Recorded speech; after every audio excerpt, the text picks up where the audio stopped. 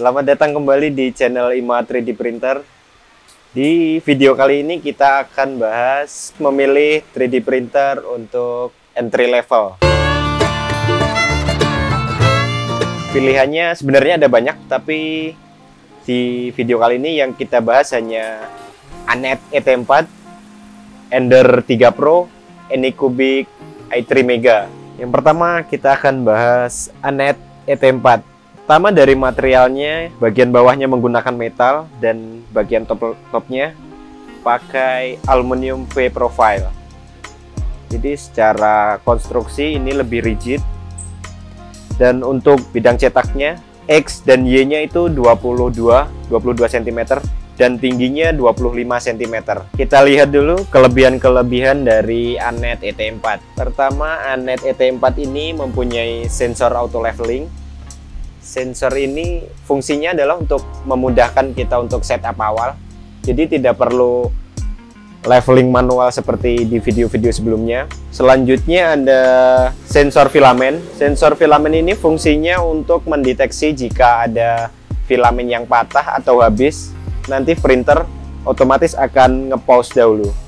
Jadi selama pause kita bisa ganti dan lanjutkan lagi ngeprintnya. Anet ET4 ini bisa resume printing. Jadi misalnya ada listrik mati, teman-teman bisa dipinggirkan dulu si kepalanya. Setelah listriknya nyala kembali, nanti bisa dilanjutkan hingga selesai. Dengan harga yang murah, selain dilengkapi dengan frame yang metal semua, Anet juga dilengkapi dengan LCD touchscreen. Ini memudahkan untuk menjangkau menu-menu yang ada di dalamnya. Anet ini hasilnya juga sudah cukup bagus. Kita lihat di sini dari bridgingnya bagus, tanpa menggunakan support, overhangnya, tingkat kemiringannya juga bagus, dan bagian top layernya juga cukup menarik. Oke, selanjutnya printer selanjutnya adalah Ender 3 Pro. Bisa dilihat di sini Ender 3 Pro, semua konstruksinya menggunakan aluminium profile V-slot. Jadi semua aksesnya menggunakan roda, mirip seperti Anet sebelumnya tadi. Di sini build size-nya kurang lebih sama seperti Anet. XY-nya 22 cm dan tingginya adalah 25 cm. Oke, yang kita gunakan di sini adalah printer Ender 3 Pro.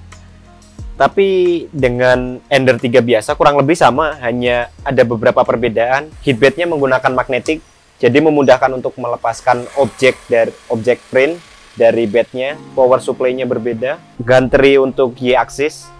Untuk Ender 3 Pro ini menggunakan aluminium 40x40, sedangkan Ender 3 yang biasa menggunakan aluminium 20x40. Ender 3 Pro ini masih menggunakan LCD yang tipe lama, full grafik, dan tidak dilengkapi dengan sensor auto leveling dan juga sensor untuk filamen. Jadi teman-teman kalau pakai ini harus levelingnya manual seperti di video-video kita sebelumnya. Ender 3 juga dilengkapi dengan auto resume seperti Anet ET4.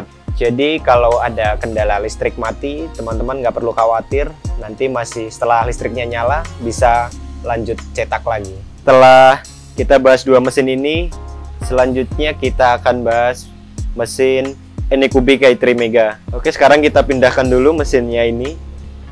Printer ketiga ini Anycubic i3 Mega.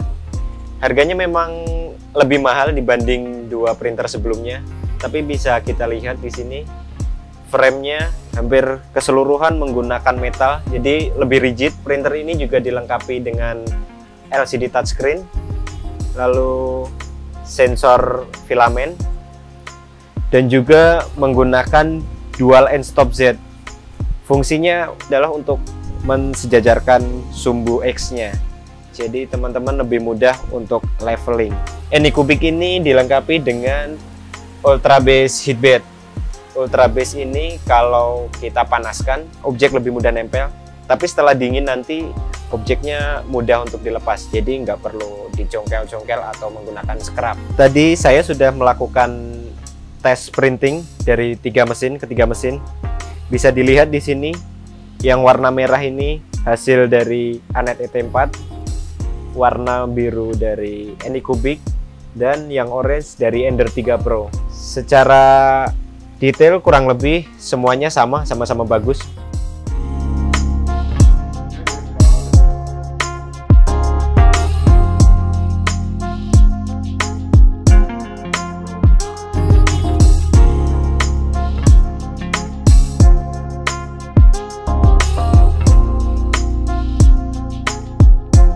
Setelah kita bahas kelebihan-kelebihannya, sekarang kita akan bahas kekurangan-kekurangan dari ketiga mesin yang kita bahas tadi. Kekurangan dari Anet adalah menunya yang kurang friendly. Setelah mesinnya berjalan, kita tidak bisa lagi mengatur parameter-parameternya dari LCD-nya.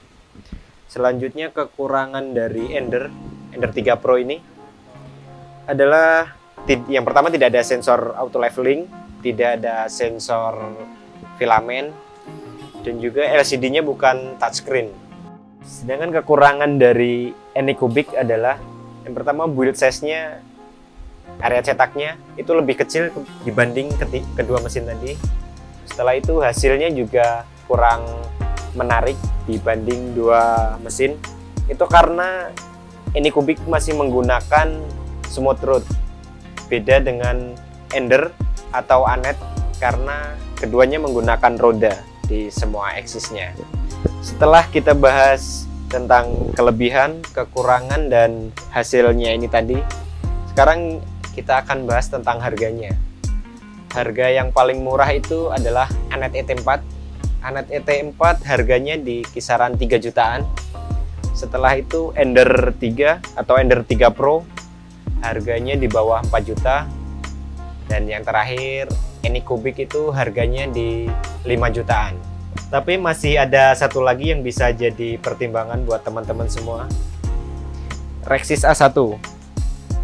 Kelebihan dari Rexis A1 ini adalah yang pertama, portable. Jadi itu mudah banget dibawa kemana-mana karena kecil ya ukurannya. Konstruksinya itu bagus, sangat bagus karena Y-axisnya menggunakan linear guide. Dan untuk X dan Z-nya menggunakan roda. Heatbed-nya menggunakan magnetik, jadi mudah melepaskan objek seperti Ender 3 Pro tadi. Ada juga ini sensor filamen. Ini dia. Touchscreen-nya juga cukup bagus. Menunya itu mudah dan banyak. Mesin ini juga menggunakan motherboard 32 bit, beda dengan 3 mesin sebelumnya tadi. Tapi kekurangannya dari mesin ini adalah bidang cetaknya kecil, hanya 18 cm x 18 x 18, tingginya juga 18 cm. Tapi karena kecil, untuk levelingnya jadi lebih mudah. Teman-teman tahu harganya mesin ini dengan spek-spek yang sangat wah sekali. Mesin ini hanya dibanderol harganya di bawah 3 juta saja.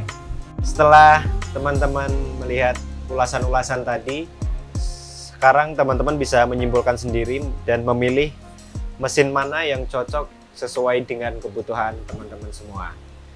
Kalau ada pertanyaan, jangan lupa cantumkan di kolom komentar. Nanti akan kita bahas di video selanjutnya. Terima kasih.